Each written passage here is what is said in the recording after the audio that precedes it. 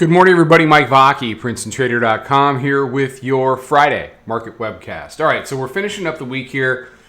We've now gotten through earnings from Amazon and Apple. It was after the bell yesterday. Day before that, we had the Facebook debacle or Meta or, I don't even know.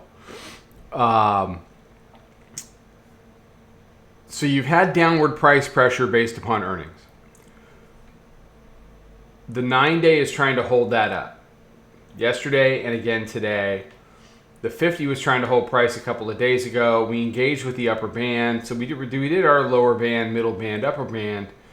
So the most logical destination for all of us over the course of the next few sessions is to head back in towards middle band and see if this thing still wants to be an index that wants to trade above the 20-day or whether it's going to slip back down and through and head all the way back to the lower band.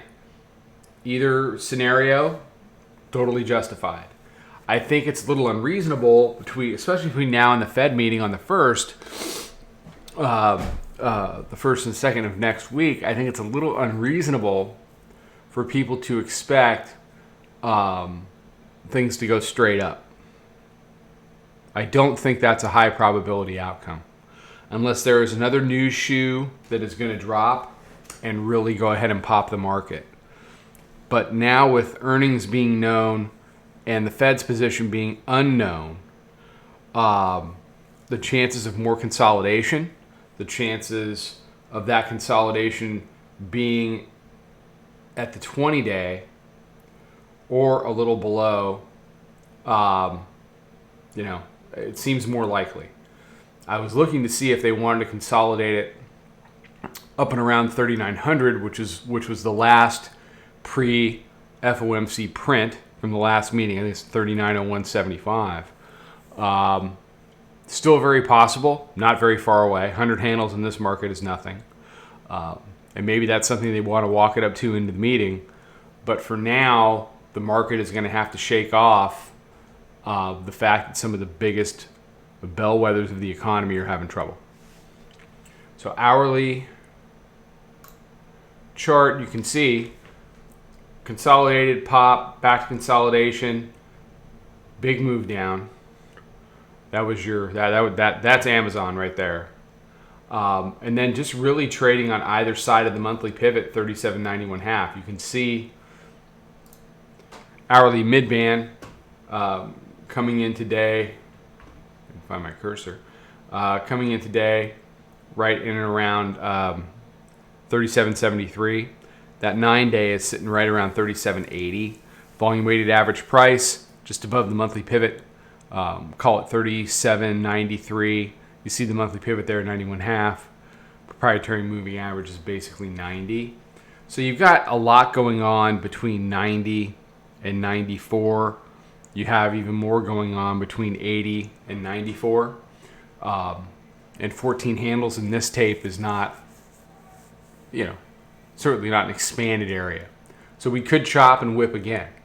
I'll be interested to see where we close. I'll be interested to see, despite the fact that, Amazon, there was some difficulty there, we have not approached this weekly pivot down at 37.13.25 all week long. Now, I know we ended up almost 200 handles above that, but you've certainly had enough earnings in the last couple of days to make people think twice about wanting to be long in this tape. I know what the Bank of Canada said, and I think, tie goes to the Fed, obviously. Earnings versus, other central banks saying that they're tapering or whatever it is they said in their little Fed speak. But it seems odd to me that we have not made a run at the weekly pivot. So there's two ways to look at that. It's all in the eye of the beholder. If you're a bear, you're like, well, we're headed down. We're going to do that. This is this, and the moon's going to crash into the earth, and all this stuff. If you're a bull, you're like, well, they can't get there. From my perspective, I think it might be a little bit of both. Weekly pivot came in pretty low.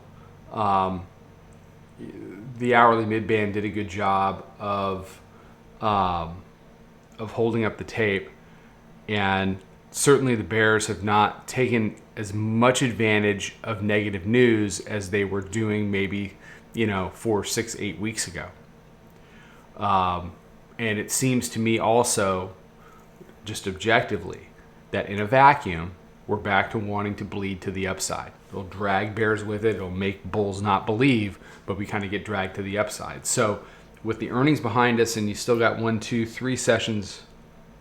Yeah, 3 sessions before a Fed decision, I'm wondering if it starts to bleed back to the upside. So I'll be very interested to see where it closes relative to, 38.20 to 38.40. All right, that's all I got. Everybody have a fantastic day. Be safe, be healthy, take care, trade them well. Have a fantastic weekend. I'll be back with you Monday morning. Be good.